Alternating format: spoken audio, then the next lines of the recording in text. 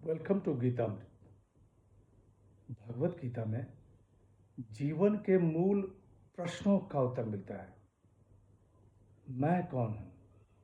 आत्मा क्या है? आत्मा का स्वरूप कैसा है? गीतामृत में इन्हीं विषयों का वर्णन सरल शब्दों में। Gita is eternal science and researching Gita we get amrit. अहम ब्रह्मास्मि, मैं आत्मा हूँ। पिछली सेशन में चर्चा की थी अध्याय 13 श्लोक 22 एवं 23। आज की चर्चा का विषय है अध्याय 13 श्लोक 24 एवं 25। अध्याय 13 क्षेत्र क्षेत्रज्ञ विभाग योग। श्लोक 24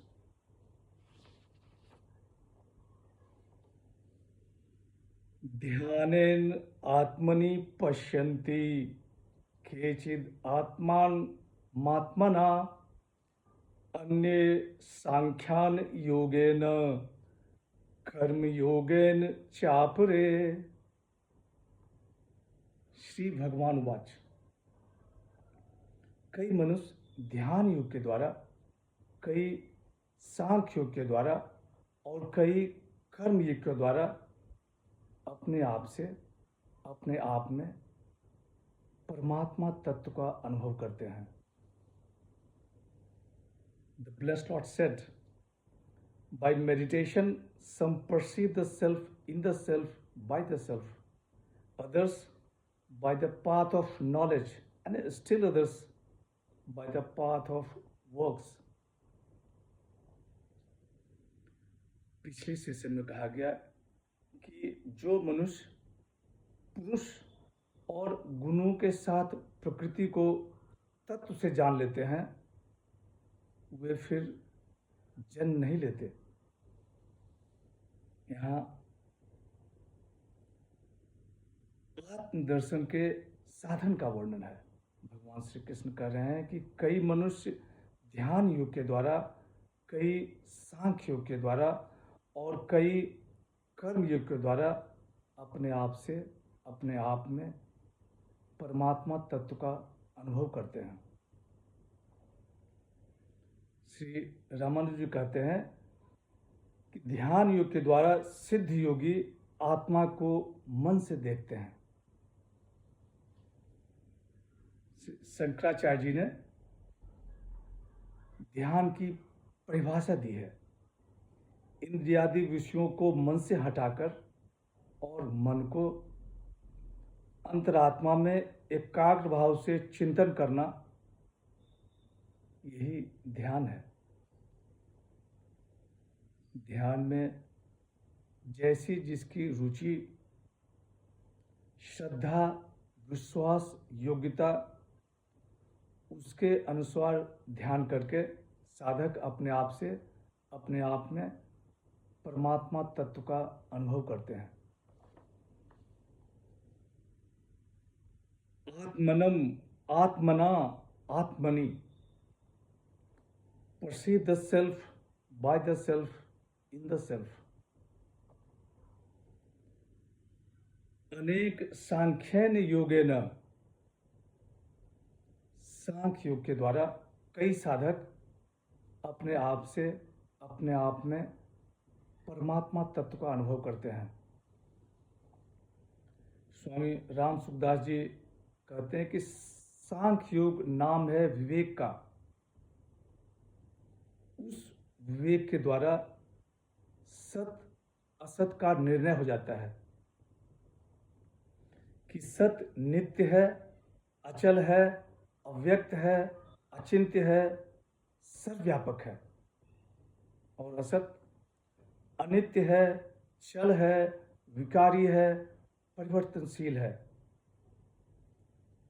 ऐसे विवेक विचार से सांख्य योगी प्रकृति और उसके कार्य से बिल्कुल अलग हो जाते हैं। श्री रामानुज जी कहते हैं कि जो सिद्ध योगी नहीं है, वे ज्ञान योग के द्वारा मन को योग के योग बनाकर आत्मा का दर्शन करते हैं। कर्म योगेन चापड़े, कर्म योग के द्वारा कई साधक अपने आप में परमात्मा तत्व का अनुभव करते हैं।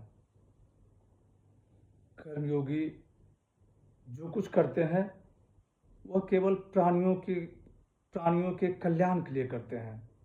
यज्ञ, दान, तप, व्रत सब जन कल्याण के लिए। श्लोक 25।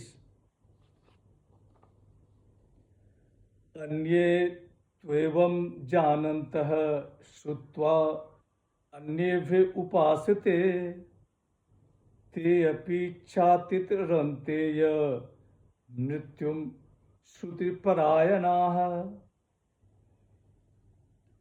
श्री भगवान वाच, दूसरे ऐसा न जानने के कारण दूसरों से सुनकर उपासना करते हैं, वे श्रुति प्राय मनुष्य भी मृत्यु से तर जाते हैं।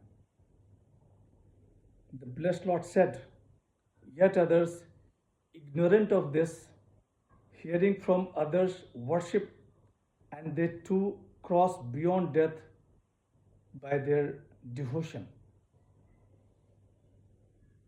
यहाँ भगवान श्री कृष्ण कह रहे हैं कि दूसरे ऐसा न जानने के कारण दूसरों से सुनकर उपासना करते हैं, वे श्रुतिपरायण मनुष्य भी मृत्यु से तर जाते हैं।